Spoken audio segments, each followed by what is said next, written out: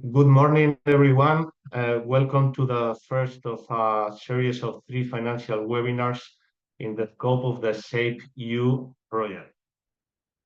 Today, the topic is related, of course, to affordable housing in the European Union, and we will go deeper into the recent policy developments and mobilization of public and private investment to make these renovation projects real. Before we start, please take into account these rules for a smooth webinar for all of us. Keep your microphone muted and your video off. You will know after the registration in the agenda that there will be different segments after every presentation for Q&A. In those moments, please, if you need to ask something, if you need to know more from our panelists, raise your hand. You have the option in the Zoom app in the down part of your screen. In this, I think it's a heart. It's a heart. You click on the heart, and you can react. You can raise your hand in order to let us know the order for your questions and to give the floor to you. Um, Also, while you are listening to the presentations, of course, you can use the chat for other questions you may arise in the moment, or maybe because you don't want to appear in the video recording, and in those cases, there is no any problem. I will ask the questions from your side to the panelists, and they will answer all of them. As you can see, we are recording the webinar. When you register to this session by accepting the registration, you read that the webinar and you accept that the webinar will be recorded. In that sense, we will publish the webinar we will announce it in our website, in our official website, and also in the YouTube channel. Some of you may don't know that the Shape EU project, it's a project related to affordable and social housing in the European Union. It's co-funded by the European Commission, and I'm not going to take a lot of time to explain our project. The best way to know more about us, about the six partners that make the consortium, is through our official website. You have the URL in the screen. And in a nutshell, we are providing social and affordable housing promoters with a different number of resources to learn how to make your projects real.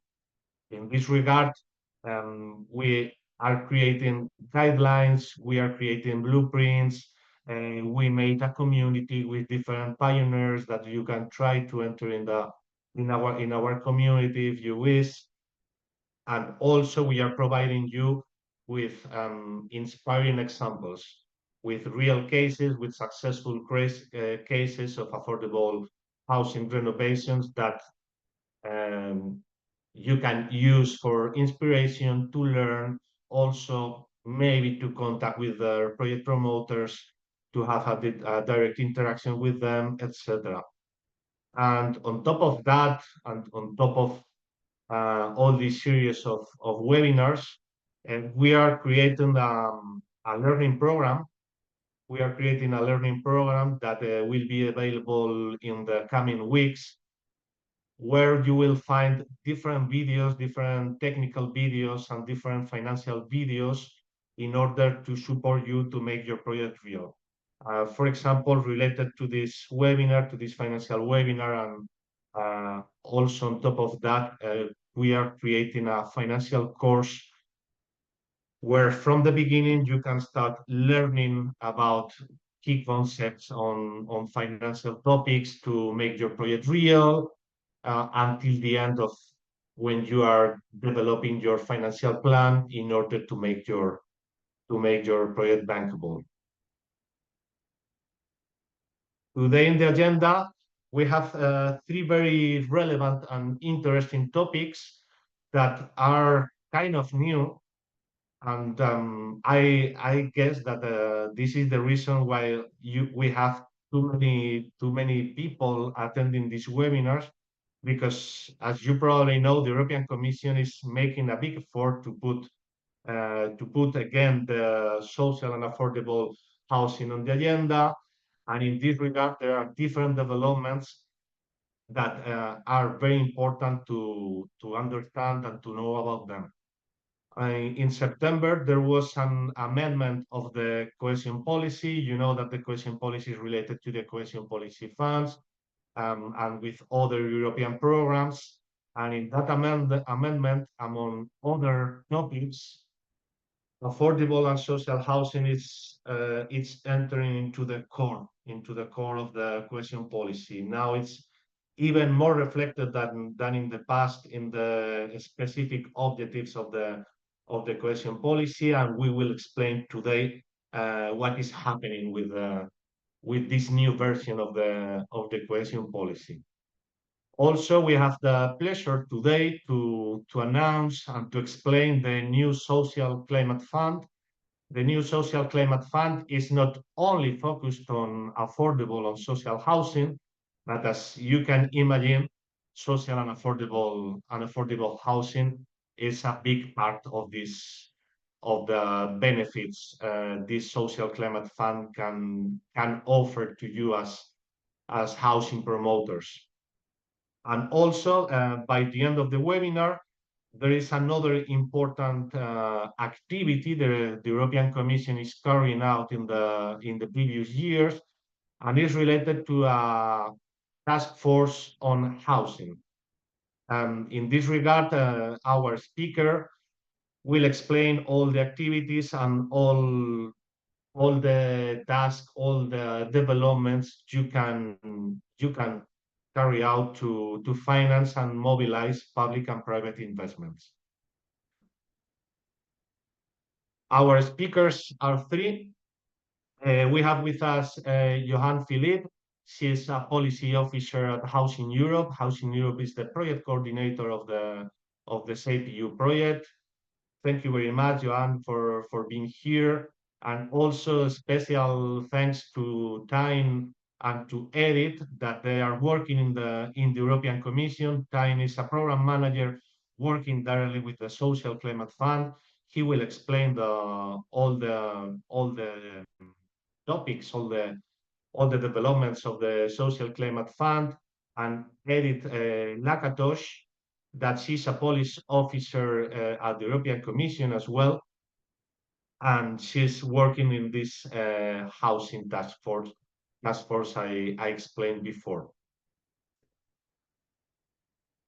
Thank you very much. Welcome, everyone. Thank you, Johan, Time, and Edith. And now I'm giving the floor to Johan for this explanation about the amendment of the cohesion policy. Please let me change the presentation.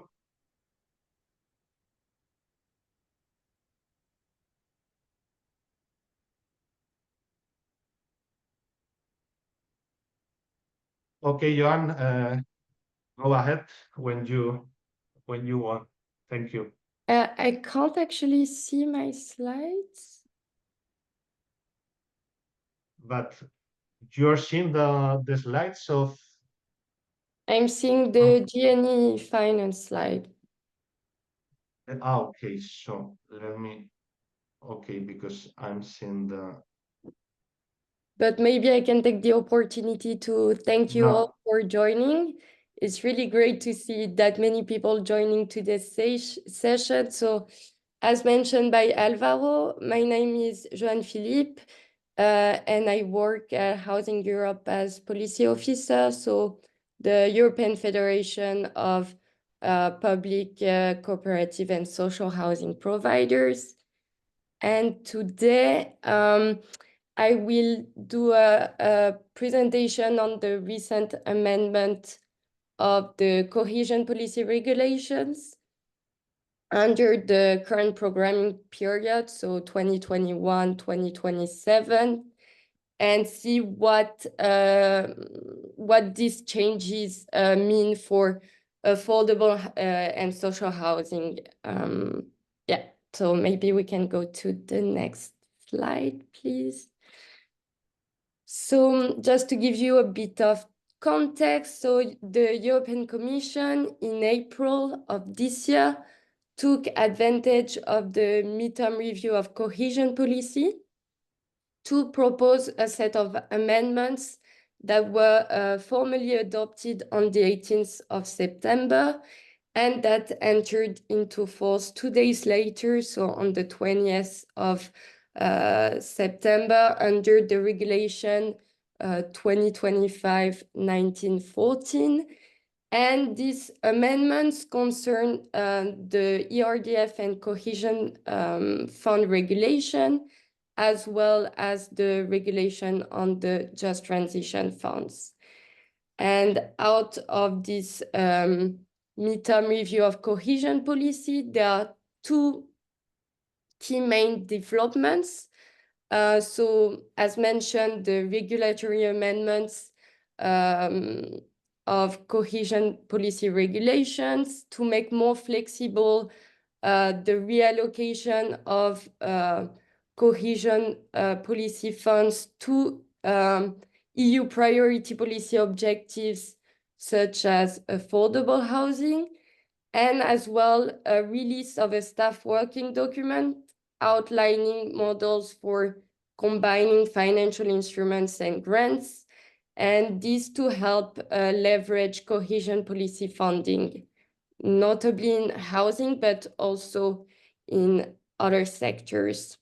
So just to mention that they have, via this midterm review of cohesion policy, there is no actual additional EU funding that is made available, but there have been introduction of flexibilities and incentives to encourage member states to reallocate part of their existing funds towards affordable housing, including social housing. So at Housing Europe, we really welcome this recognition of affordable and social housing as a strategic European priority within cohesion policy, and even more so than before.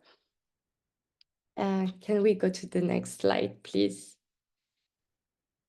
So the main aim of the midterm review is, as mentioned, to encourage member states to increase the planned cohesion policy investments in social and affordable housing, and this both for construction and renovation.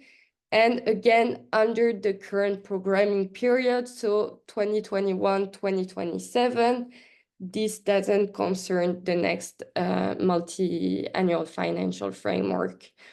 So this happens ahead of the release of the European Affordable Housing Plan that will be released. I mean, Edith can tell maybe a bit more afterwards, but by the end of this year and early next year, and which will provide likely a more comprehensive framework for investment in the sector beyond this current programming period.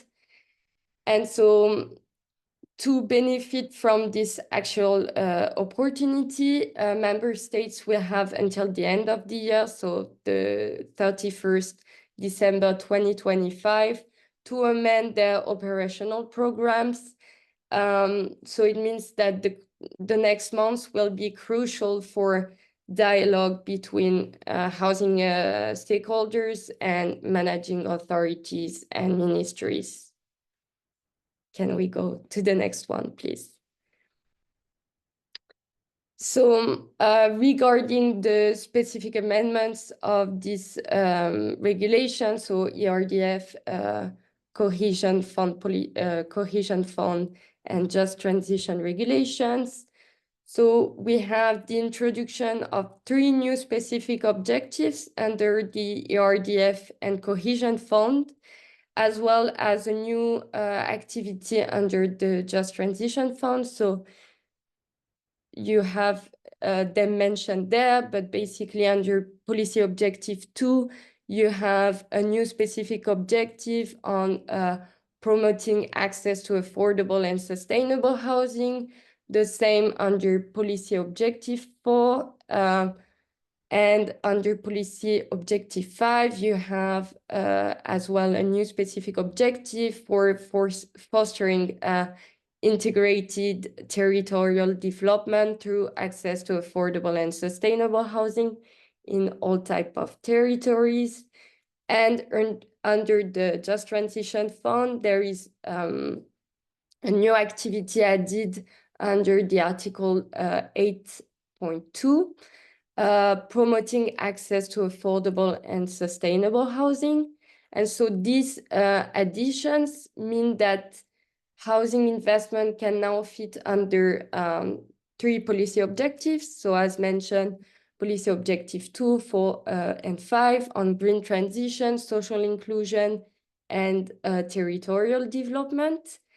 And in practice, this will broaden the scope and flexibility for national and regional programs that may have not been included before, that may have not included housing before, and enabling them to finance both new and ongoing projects more easily. Next one, please. So this is just to show the mapping and how the amendment builds on the existing framework by linking new objective to the established intervention fields and indicators. So here you have, yes, so the new specific objectives that I have mentioned, the new activity. So the first line is new, and then the existing framework. So yeah, next slide, please. So regarding the eligible housing investments, so as mentioned, both new construction and renovation are eligible. There is no single EU-wide definition of what affordable or sustainable housing means, meaning that member states, it's to the discretion of member states, and they will be encouraged to apply their own criteria based on national or regional needs assessment. And this flexibility will allow to reflect the diversity of what social and affordable housing is across the EU. Also to mention that all types of housing can be considered as long as the investment contributes to improving access to housing for all, or for actually those who need it the most, and that projects from the RRF, so Recovery and Resilience Facility, at risk of non-completion by September 2026 could be also considered by ERDF and Cohesion Fund funding. Next slide, please. So this is a bit more like guidance on how we believe at Housing Europe you should take on this opportunity. So basically, at Housing Europe, we really encourage you to reach out to your managing authorities and ministries, especially in countries where we see that there is still room to reallocate some funds, because we know that for some countries, this might not be possible, but we know from the Commission that there is still a big potential in Poland, Romania, Hungary, and Spain to make use of that opportunities. And so here, a dialogue between you as housing providers with your public authorities is essential.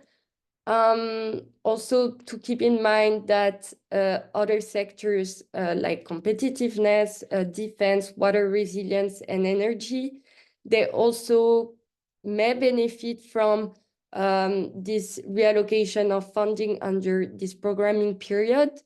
So this to stress again that it's really essential that housing also benefit from the reallocation of this fund and to keep housing high on the agenda. So yeah, we would also really be interested in knowing whether your country or managing authorities plan to take on these opportunities, or if you have been in touch with them already, trying to see if there is potential to make use of that opportunity. And yeah, lastly, I wanted to mention that I think that making use of this opportunity also send a signal to the Commission to show that the housing sector, social and affordable housing sector, has capacity to absorb EU funds.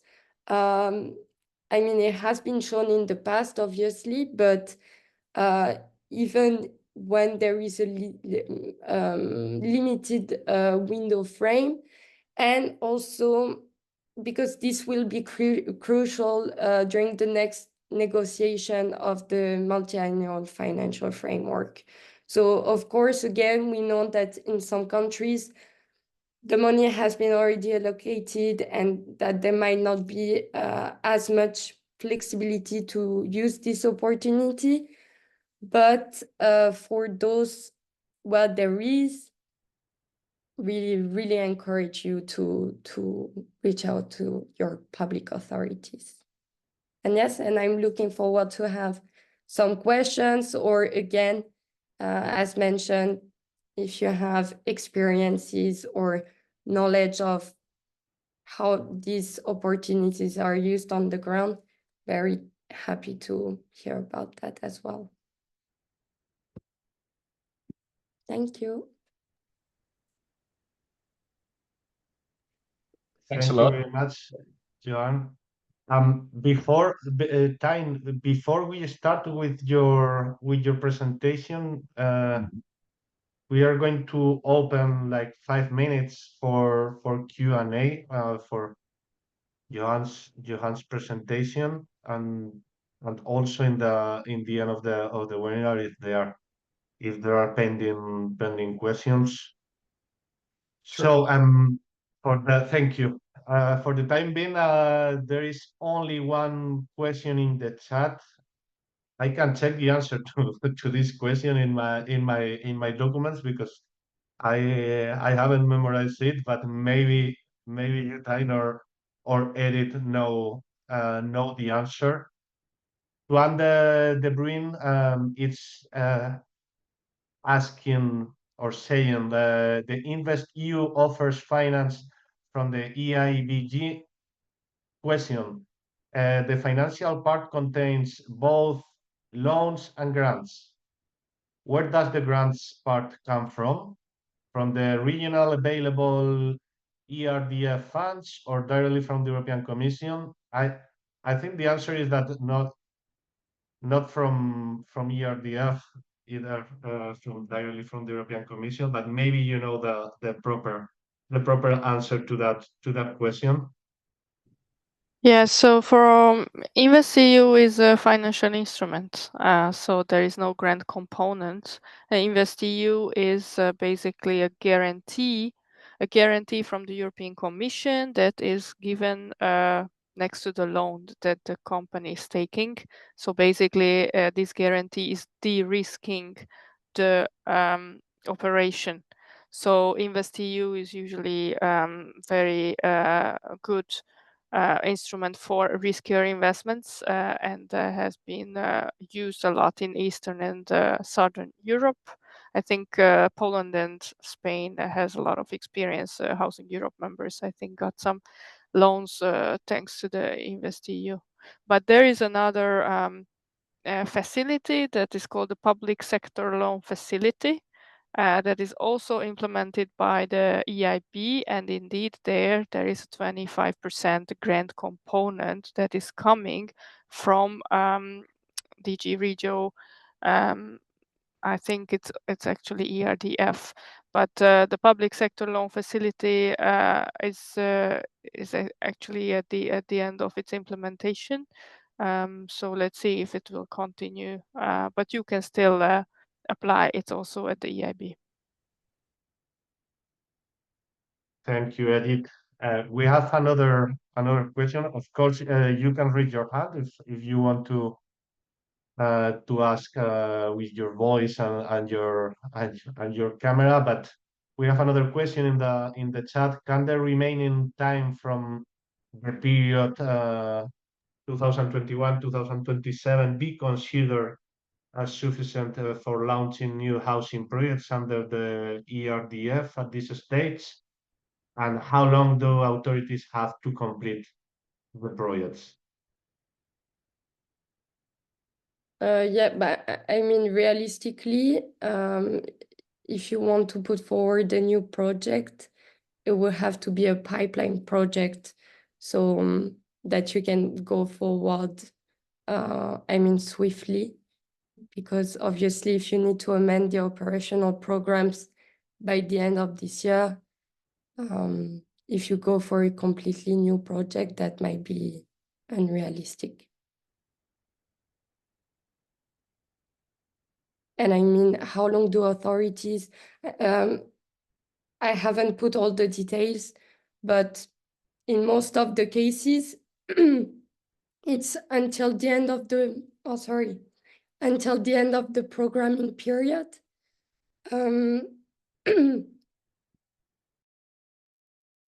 But depending on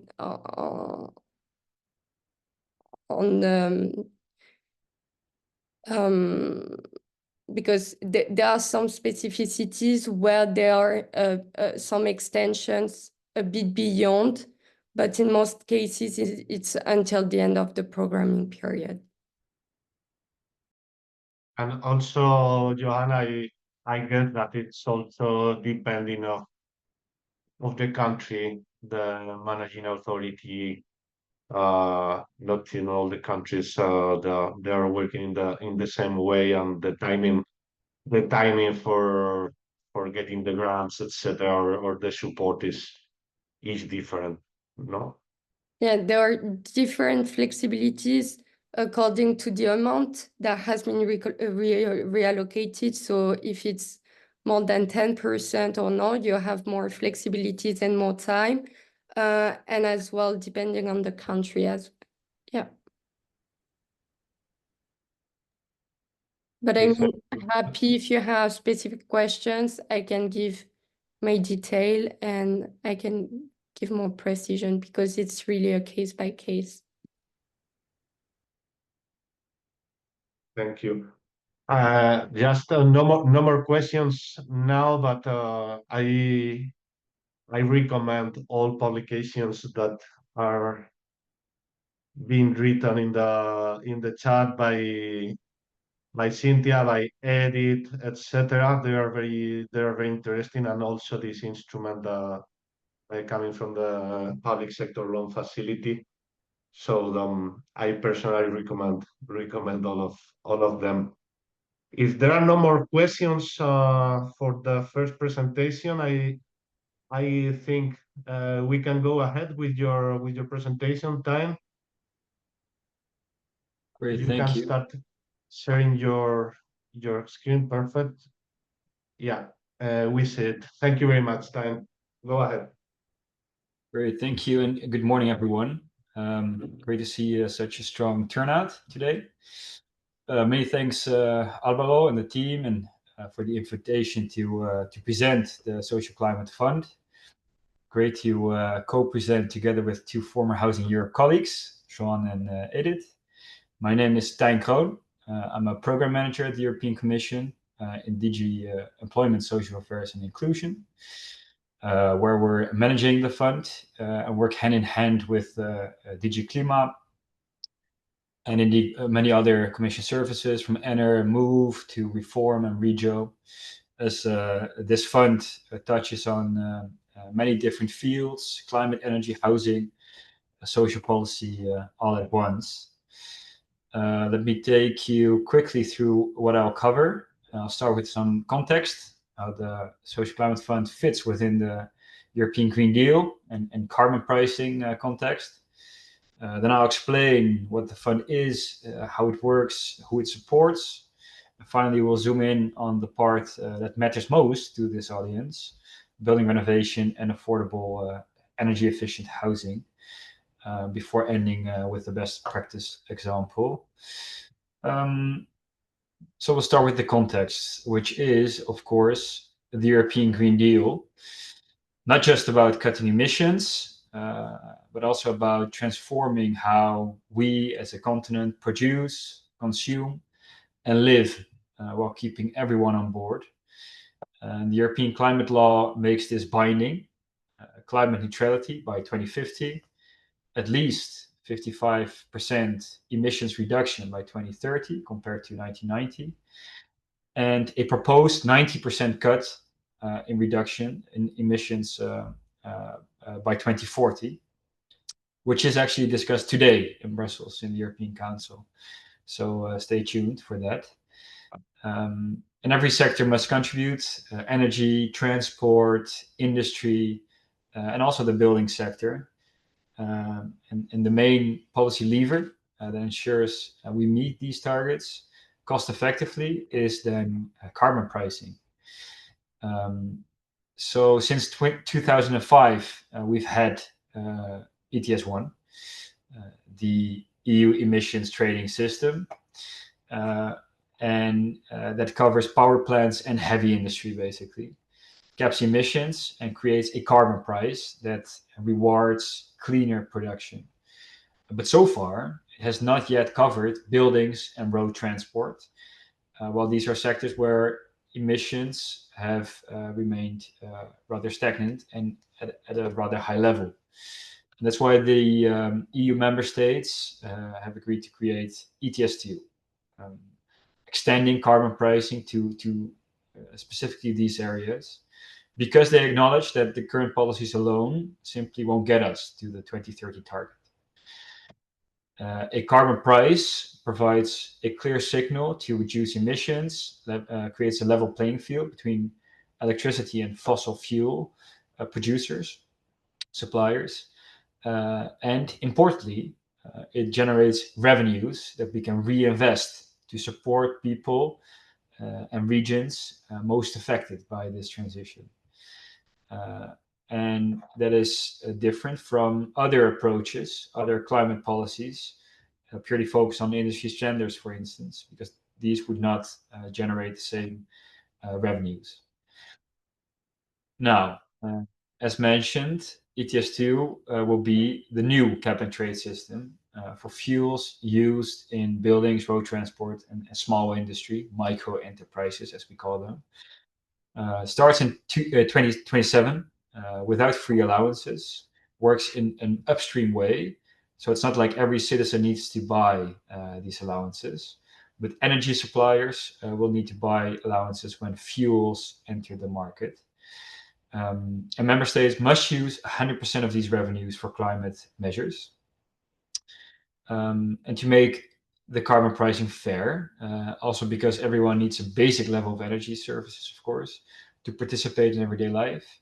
And therefore, carbon pricing has regressive effects. The EU creates the Social Climate Fund, which is financed from these ETS2 revenues to help vulnerable households and small businesses make the shift towards energy efficient buildings and clean mobility. So let's quickly summarize what the fund does in a nutshell. First, the policy framework doesn't exist in isolation. It's anchored in the European Pillar of Social Rights, especially Principle 19, on access to housing and assistance for the homeless, specifically for this audience. And it complements the cohesion policy that Joan just presented, the RF, of course, while avoiding double funding. And it should align with the national building and renovation plans, the national energy and climate plans, and the just transition plans. So you should see all of those aligned with each other. And some fundamentals. The fund was established by a regulation adopted in May 23, applicable since June last year. It will run from 2026 to 2032, so starting a year before ETS2 takes effect, which hopefully means that support reaches the people in advance. And its purpose is simple: to address the social impacts of that carbon pricing, helping those in energy poverty and those in transport poverty. And the fund size is 65 billion from the EU, from those ETS2 revenues, and including 25% co-financing, it will mobilize at least 86 billion. And that's the largest EU instrument ever focused specifically on social fairness in the climate transition. This is how it's distributed across EU member states. Allocations are based on factors like population, of course, but also income levels and the estimated impact of ETS2. And larger shares go to member states where the transition could be hardest, reflecting both solidarity and the capacity to act. And here in the second chart, you see that principle more clearly, as some member states will be net beneficiaries, receiving more from the SEF than they pay in, basically through ETS2, and others will be net contributors, supporting their neighbors, which is, in our view, the spirit of European solidarity at work. It's a targeted fund, so it's not a general universal subsidy, and these target groups are defined in law as vulnerable households, vulnerable transport users, and vulnerable micro enterprises. The regulation has introduced the EU's first legal definitions of energy poverty and transport poverty. Energy poverty refers to households that struggle to afford adequate heating, cooling, or electricity, and live in homes that are too inefficient to keep warm or cool at reasonable cost. So it's all about affordability, but of course also about energy performance and comfort levels. And transport poverty, on the other hand, refers to people who lack affordable, accessible, or available transport options. Perhaps because they live in rural areas, because cleaner mobility options are simply out of reach financially. So it's about these three different aspects: access, affordability, and availability.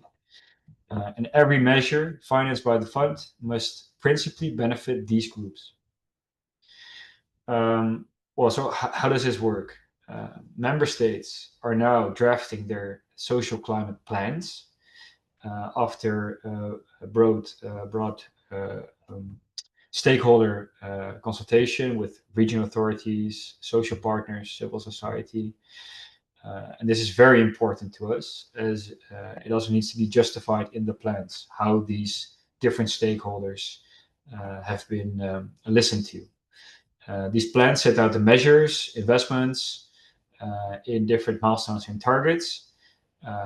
We at the Commission assess and approve these measures ultimately, and then payments are made only once those milestones and targets are achieved. So it's a performance-based mechanism, much like the RRF, for those who are aware of that fund. And the focus is on impact, so not on checking invoices. in that sense, it's also an example of the simplification agenda. So what can be financed? The fund supports energy efficiency and renovation of buildings. It supports clean heating and cooling. It supports also, maybe less relevant to this audience, but still zero and low emission mobility solutions, and some temporary direct income support while these investments take effect. However, that income support is capped in the regulation at 37.5% per member state.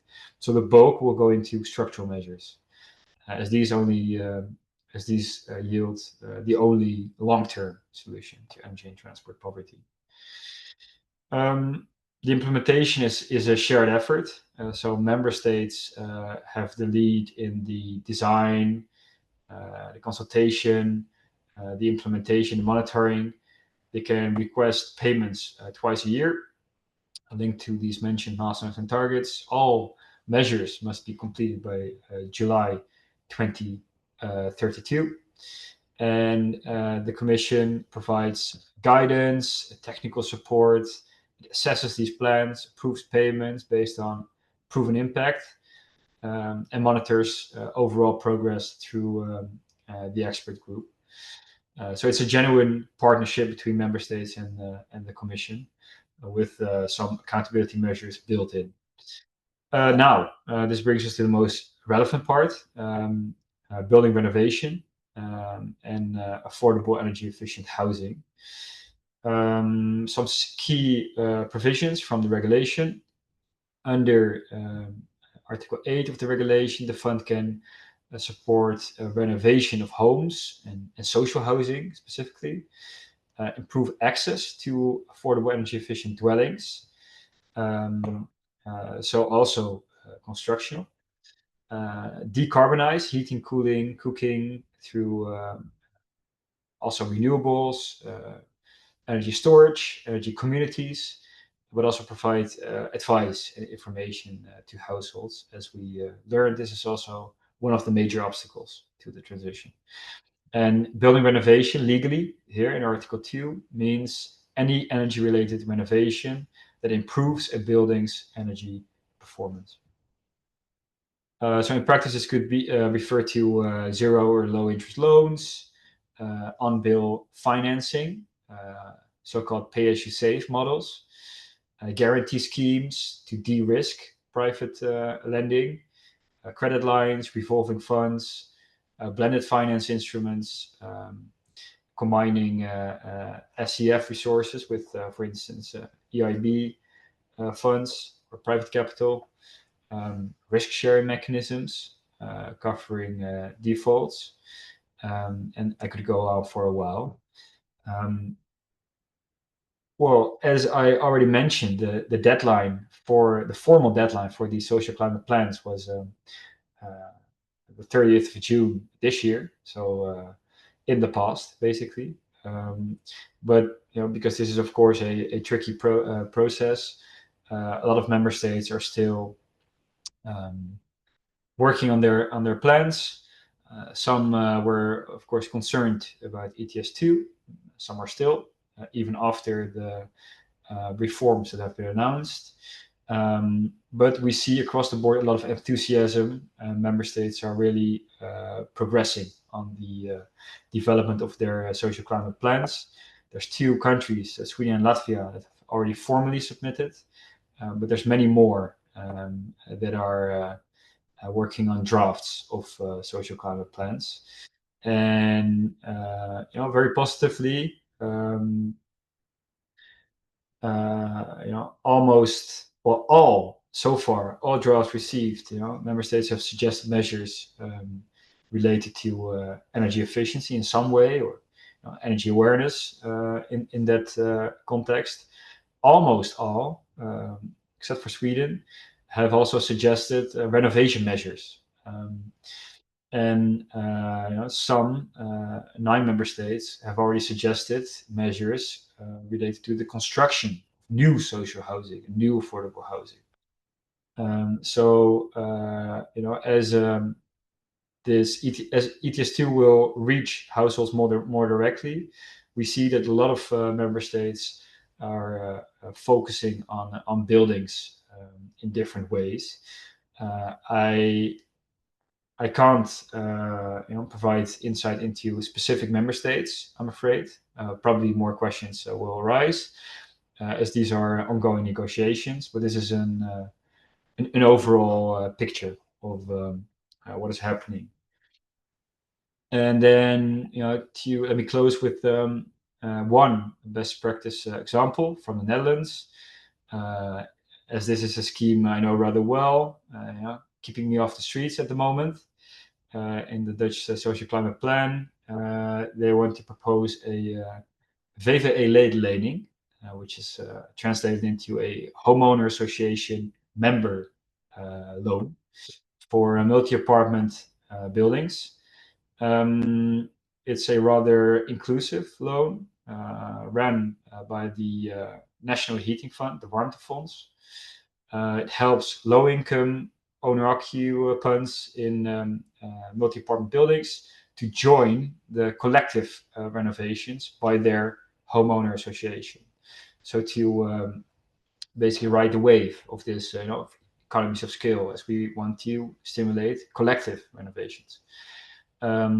These members with very specific eligibility criteria, they can borrow at 0% interest, and they only have to repay when selling the apartment.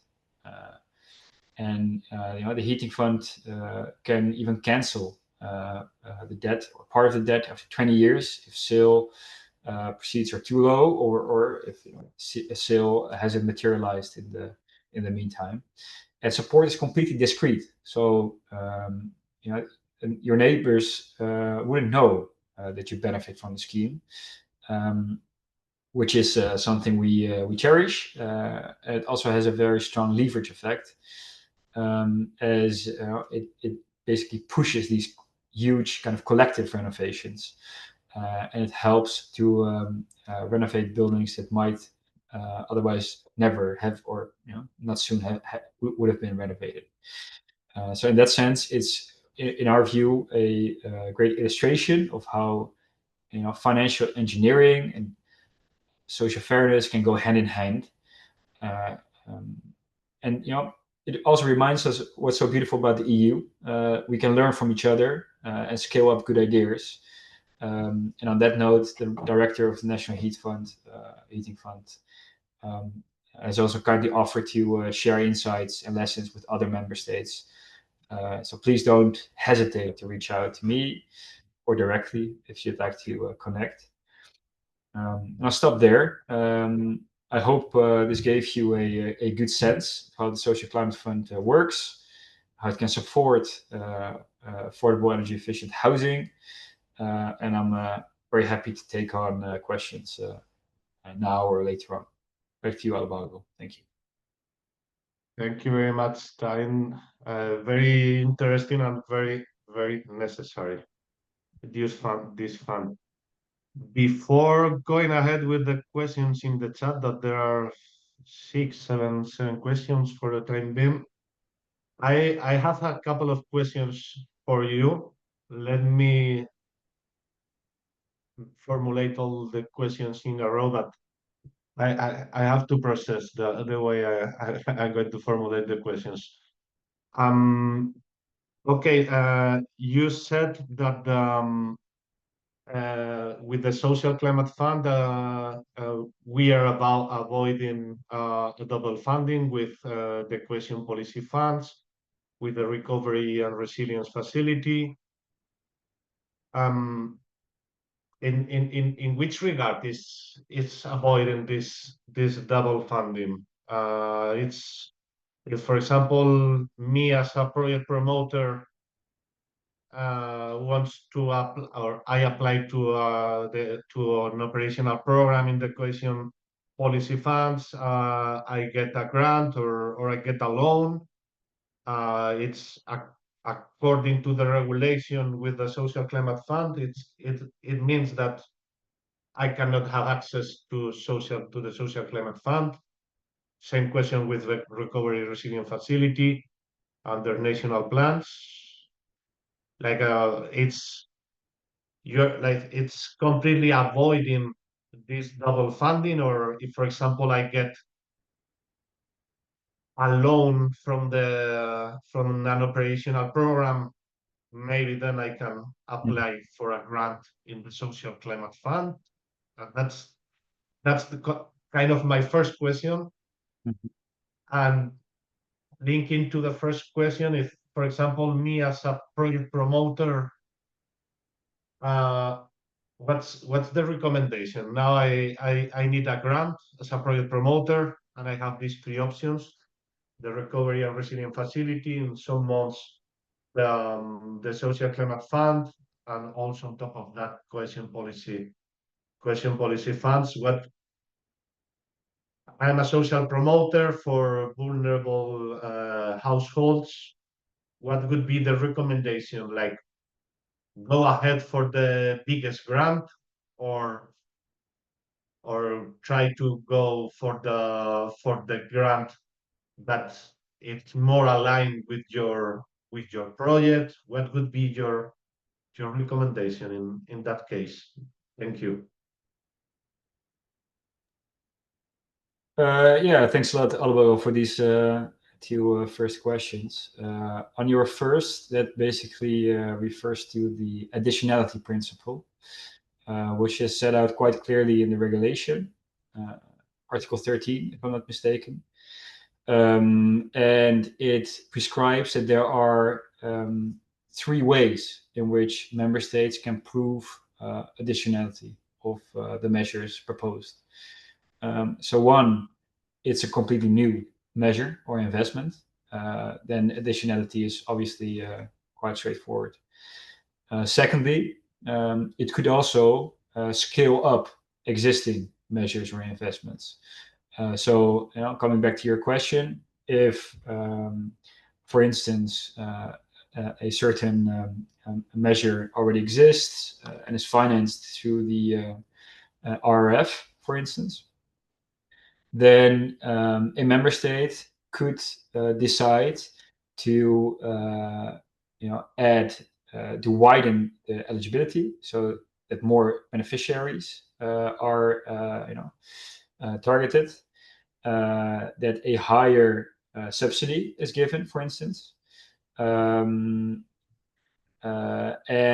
thirdly, it could also simply extend in time. So if the RRF, which of course also finishes next year, you know, it, basically means that a very successful and proven fund now is terminated, the Social Climate Fund could, in principle, also extend this fund.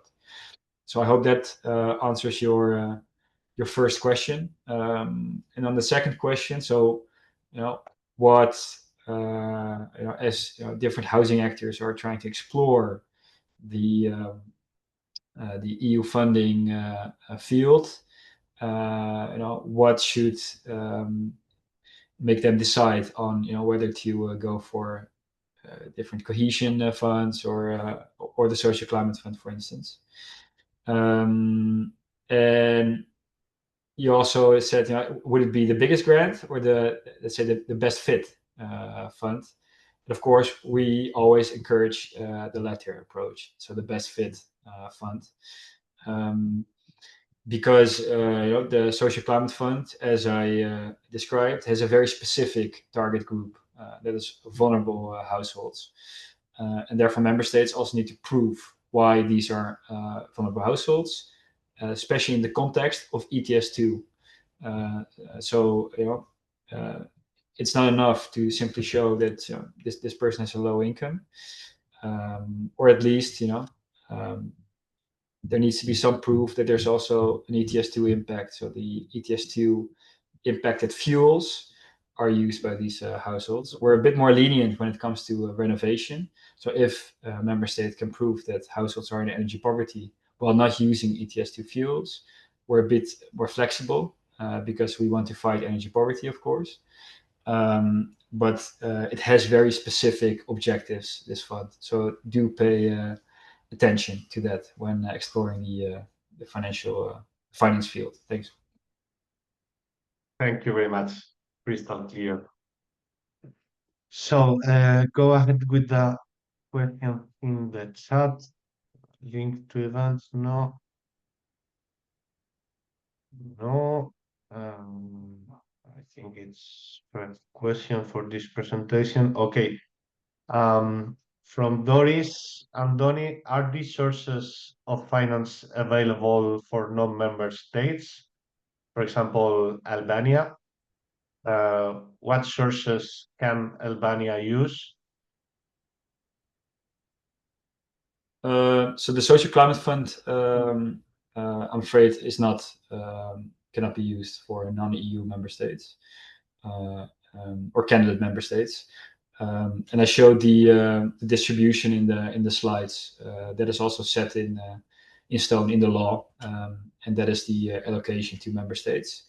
But I'll share my slides so you can check this, and I will also share a link to the Social Climate Fund website in the chat after.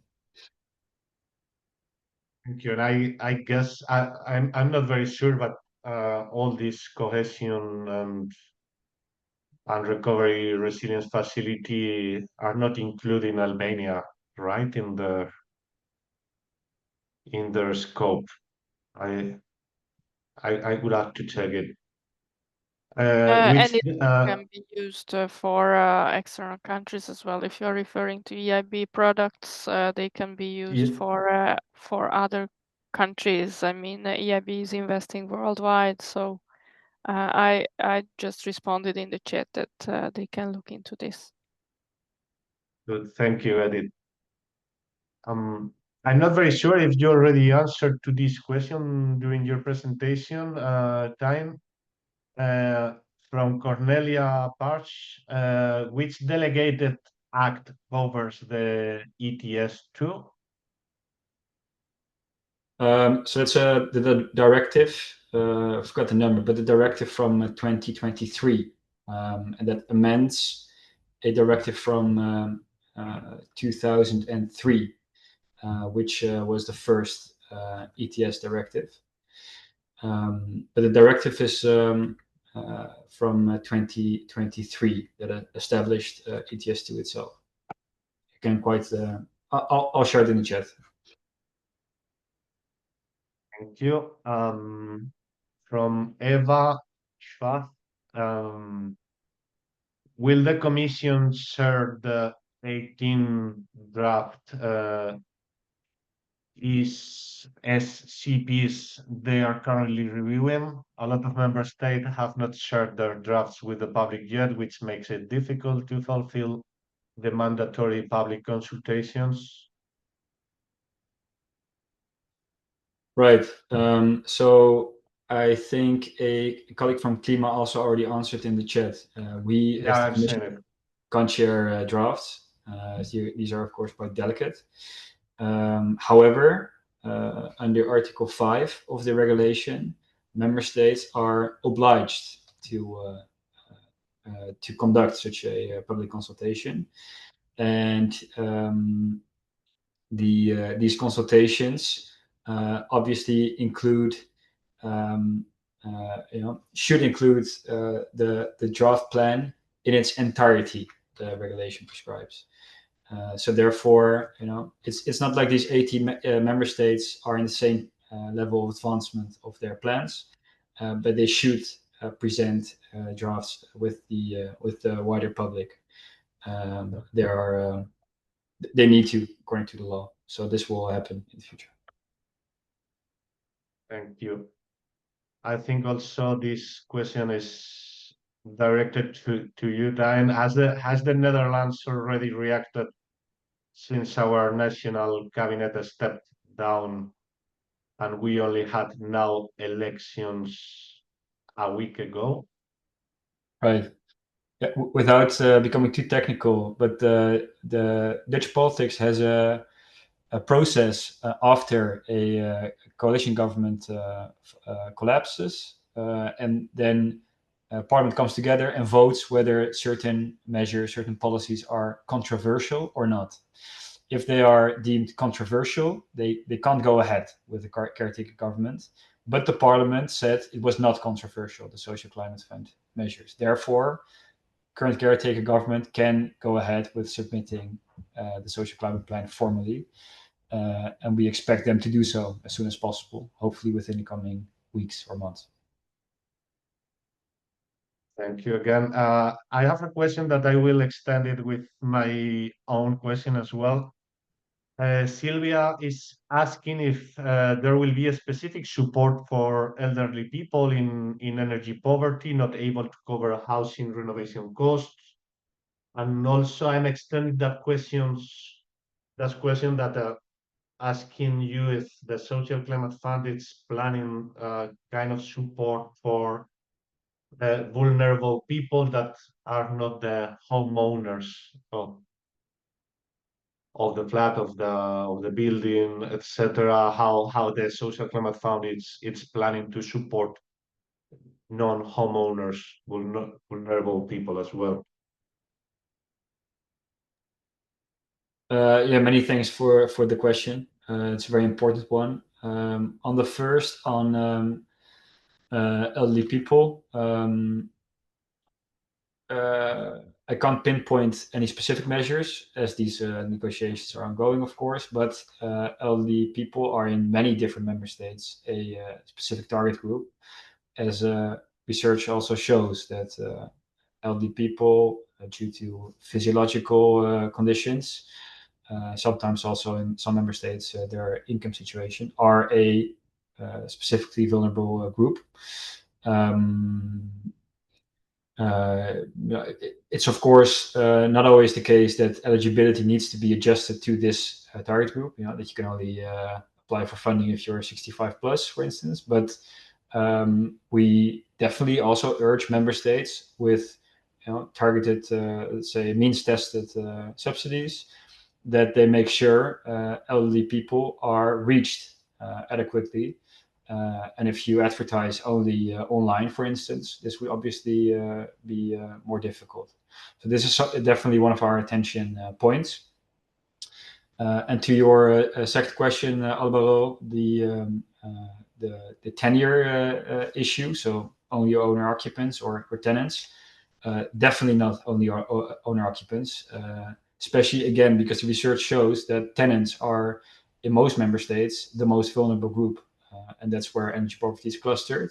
So we urge member states to support tenants both through investments. So this could mean providing affordable financing to social housing providers, for instance. It could also refer to let's say more bridging solutions, so more shallow renovations for those tenants that, according to the renovation pipeline, need to wait a couple of more years for a deep renovation, so that more, for instance, in the Netherlands, fixed teams will be deployed. But also not only through investments, but also through reforms. So we also encourage member states to propose structural reforms that make life better and energy more affordable for specifically this target group, for tenants. Thanks. Thank you, Time.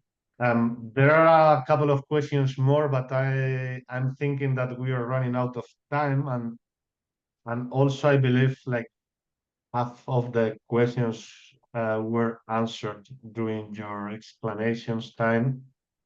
So if you agree, please, Time, could you check the chat for Sure. the last two questions from Ioanna Blatt? Is the last question that I'm not going to reproduce. Yeah. In case you would like to add something to the rest of the questions, and we go ahead with the presentation of Edit in order to maintain the timing of the webinar. Is it okay for you, Time? Yeah, many thanks. Cheers. Perfect. Thank you very much.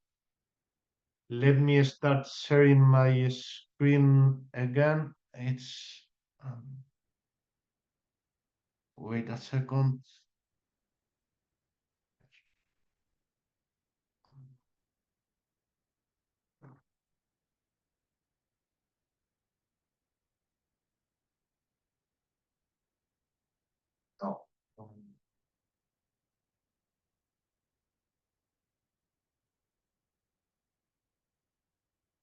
And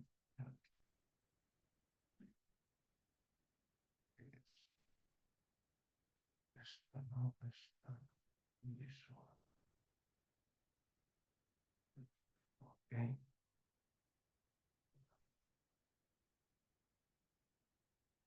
Now you are seeing my desktop while the slideshow is charging. Now you see the presentation of Edith, right? Yeah, perfect. Thank you, Edith.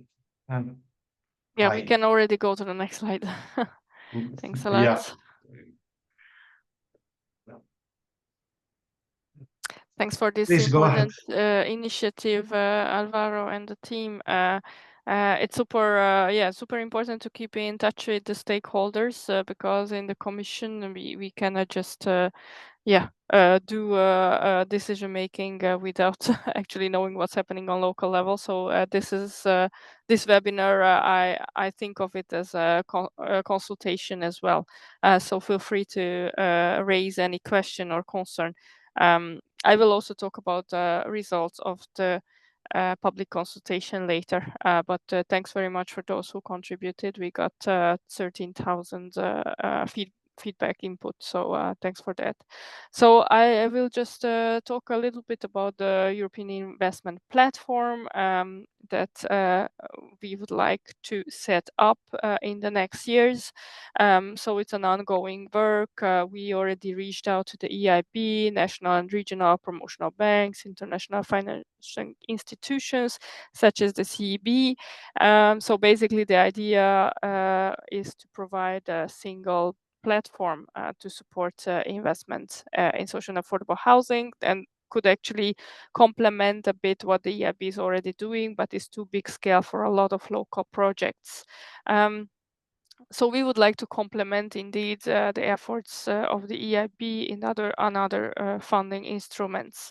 So the title is not yet final. We try to find with a communication colleague to find an appealing title for this. But first we would need to have the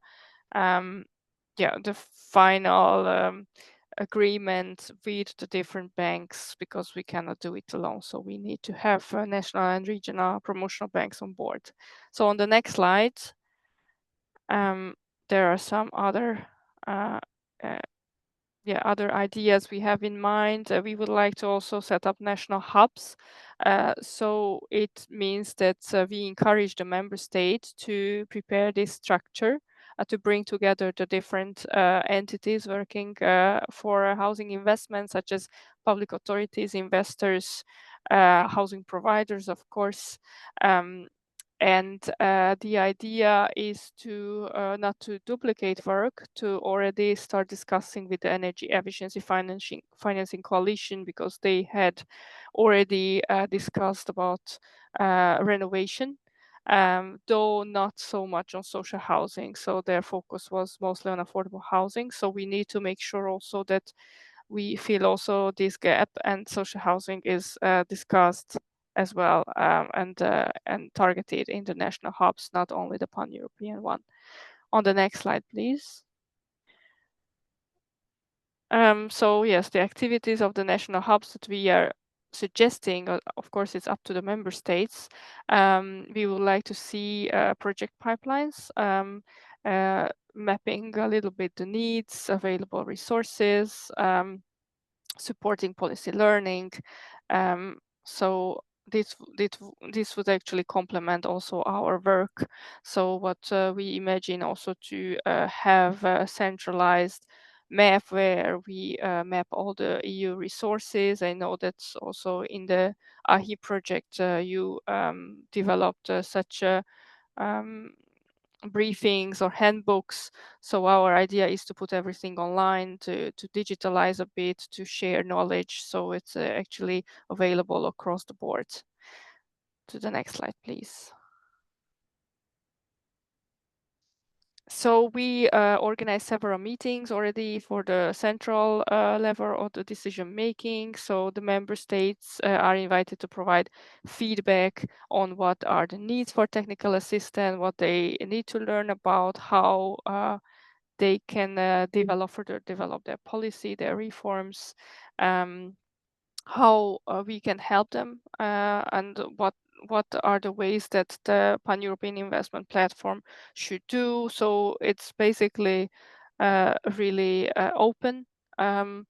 So also you and other stakeholders are welcome to contact us anytime and feed in. So even the public consultation finished, you have the opportunity to talk to us, and feel free. So the member states are trying to, starting little by little, feeding in. But we are just in the beginning of this process. Next slide, please. So what is the European Affordable Housing Plan is basically a political paper, which is called an action plan. And there will be an accompanying analytical staff working document that will be presented by the end of this year, as it was already announced by von der Leyen speech in September. And so, as I said, we received 13,000 responses at the public consultation that also feed in our plan. So we are actually checking now in the evidence paper and also in the political action plan if we actually considered all the points that are crucial for the stakeholders. We also set up the Housing Advisory Board, and they are preparing now the final recommendations that are coming up also in the beginning of December. DG GROW is advancing its work on the construction strategy as well, and we are feeding into this.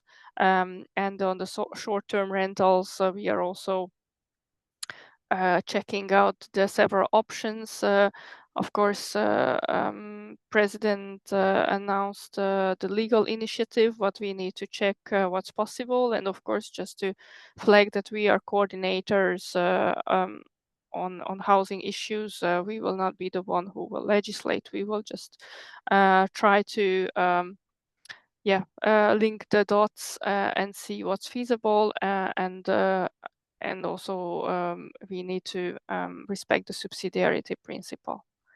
So just in short, the Affordable Housing Plan will be a political document, which is an action plan, and an accompanying evidence paper, the staff working document. Next, please.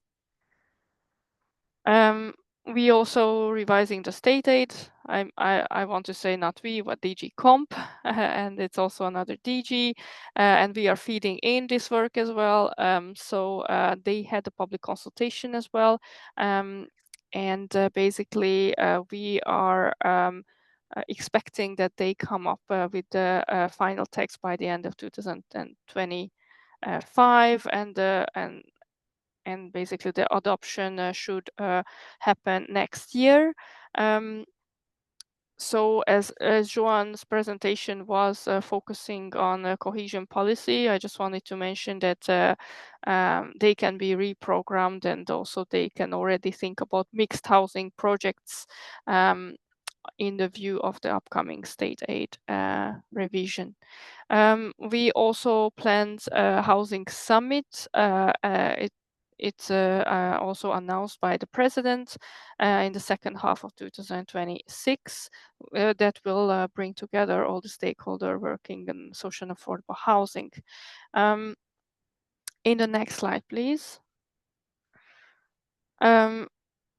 To go back to the financial issues and the Pan-European Investment Platform, how this whole process is going with the banks, we invited the banks to put on the table a declaration of intent on future housing investments, to basically come up with a figure to show what would be the figure that they would like to invest in social and affordable housing, which is of course non-binding, but just giving us, it just would give us some figure to see what would be the approximative appetite for investment for this sector. So the scope, as I said, would be construction, renovation, and transformation also. And we are planning to establish an expert group on finance that would exchange on best practices. And we are also looking into the opportunity to link with the Housing Europe Responsible Finance Working Group that already gathered relevant experts on this. Next slide, please. Yes, and the next one. Thanks so much. Yes, so in the public consultation results, what are the different financial elements that they put on the table? So basically, the most commonly mentioned measures were that they are suggesting the task force to put forward is blended finance, public-private partnerships, specific housing dedicated banks, flexible financing structures, also the development of dedicated entities where housing providers are non-existent, risk-sharing mechanisms, saving measures like in Denmark or in Austria. So you see a lot of different suggestions, and most of them are already there in our plan, either in the political document or in the staff working document. So I think we are quite nicely understood already what the needs are. There were also some feedback on the vulnerable and low-income youth. That was quite interesting entry. They recommended us to basically recommend different schemes such as rent-to-own scheme, cooperative housing model, regional and local hubs, and of course a lot of entries emphasize the importance of long-term housing strategies, long-term housing policy. So that's a little bit just a snapshot, but as far as I know, my colleagues are also preparing a whole summary of the consultation that should be made public very soon. And I think that that should conclude my presentation, if I'm not mistaken. Is there any other slide? Yes, basically stay up to date and check out our website. I know that the updates are quite slow, but we may make our best to update with news. Thank you.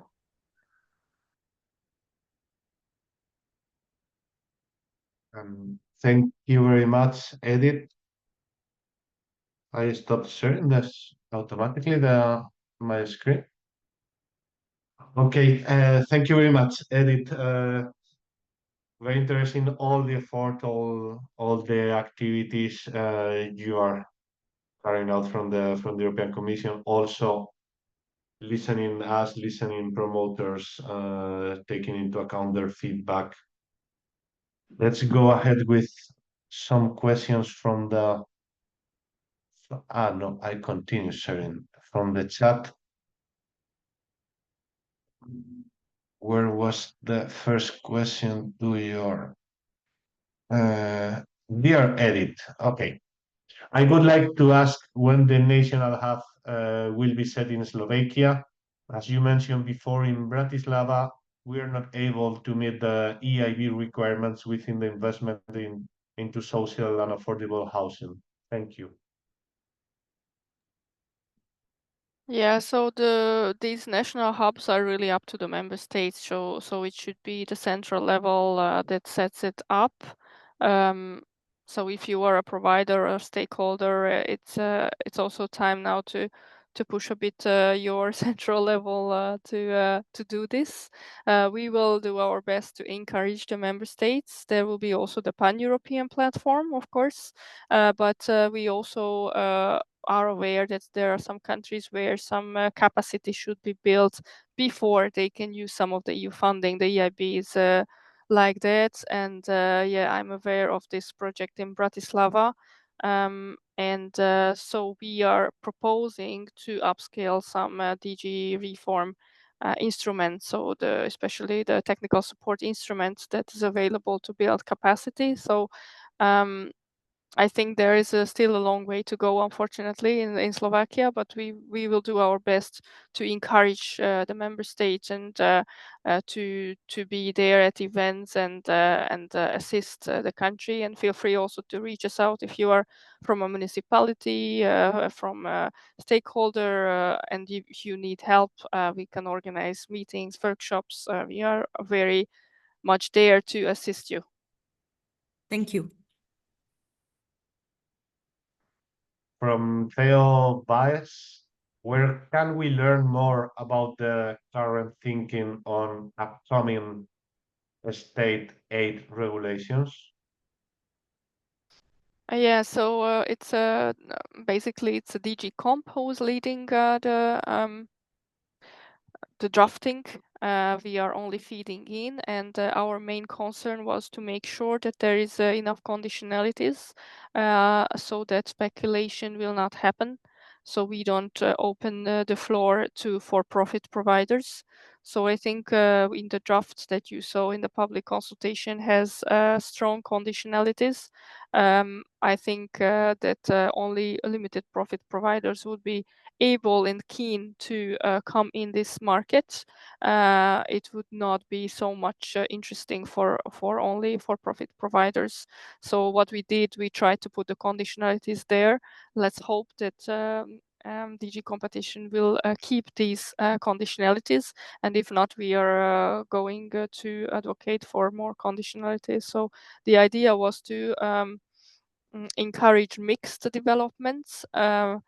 And so then, for example, a housing provider like in the Netherlands could be building housing for vulnerable youth and housing for workers and elderly people, etc. So the idea is to really boost investment in both sectors. So if a company a limited profit company would like to invest in housing for workers that is outside of the scope of the social housing, that should be able to do it with limited profits and with the use of long-term tenures, long-term affordability. So everything to make sure that the tenants will have the rights to stay there, and we will have the system that will stay there, and they will not be object of speculation. From Lucas Lepik, he's asking if there will be also national hubs in the Baltic states.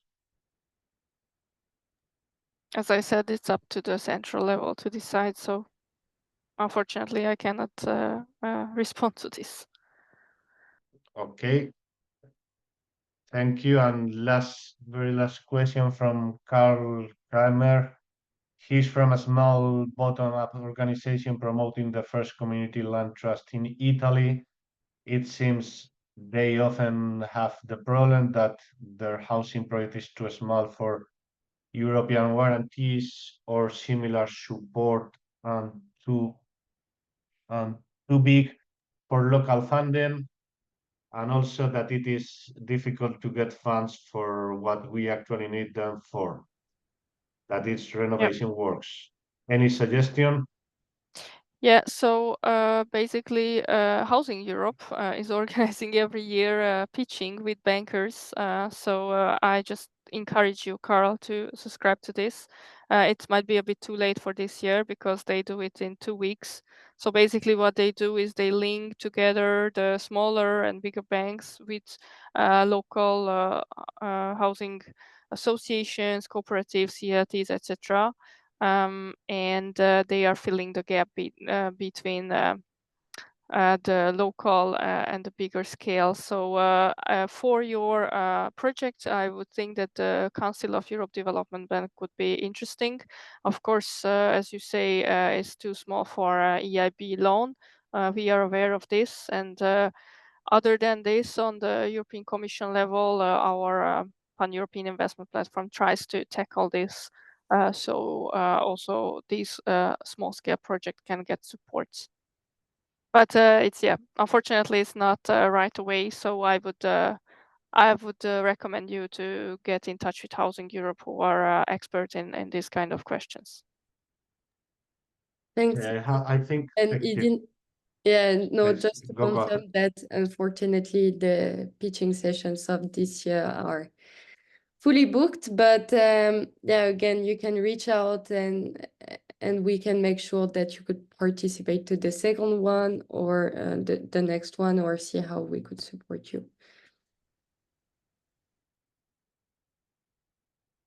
Okay, we have 30 seconds left for the last question from Doris Andoni. Will be there any enforcement mechanism for member states to comply with social housing instead of SGIEI, or it is left to the member state if they prioritize or not on housing? I apologize if it was mentioned already. Yeah, I think, Doris, we both know the answer to this question. It's left to the member state to decide. It's a subsidiarity principle. So the EU cannot impose. We can only recommend, based on the evidence that we are preparing now, that for the society and the economy, it would be better to invest more in social housing. And we are arguing with this evidence, and can only encourage the member states to improve the stock, to increase the supply, etc. So no, unfortunately, it's up to the member states. Thank you very much, Edith.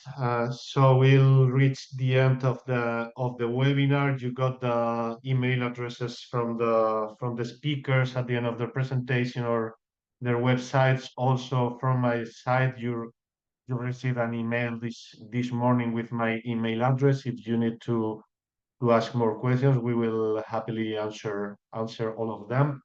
Of course, as we said in the beginning, we will share the video recording, and I believe that we will publish the PowerPoint presentations in the SaveU portal. And that's all from our side. Thank you very much again, Tain, Edith, and Johan. Very insightful presentations, very fruitful conversations. I'll give you the floor in 30 seconds if you want to say something before the end. But also, I would like to say thank you to my colleague Jasmine, that is behind in the background. You are not seeing her, but she was supporting me with all the technical aspects of the webinar. Thank you very much, Jasmine. And the last problems in your presentation, it was my fault, not Jasmine. Not Jasmine. I was sharing the screen, and when your screen disappears, sometimes it was my fault, not Jasmine.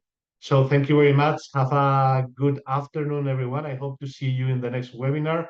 And I give you the floor to the panelists if you want to say goodbye or add in something else. Thank you. Thanks for organizing. Yeah, thanks a lot for having us. Thanks, Alvaro.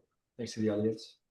Thank you, and yeah, feel free again to reach out if you have any more pending questions. Please do. All right. Enjoy your Thank afternoon. you. Bye-bye. Bye. Bye. Thank you. Bye.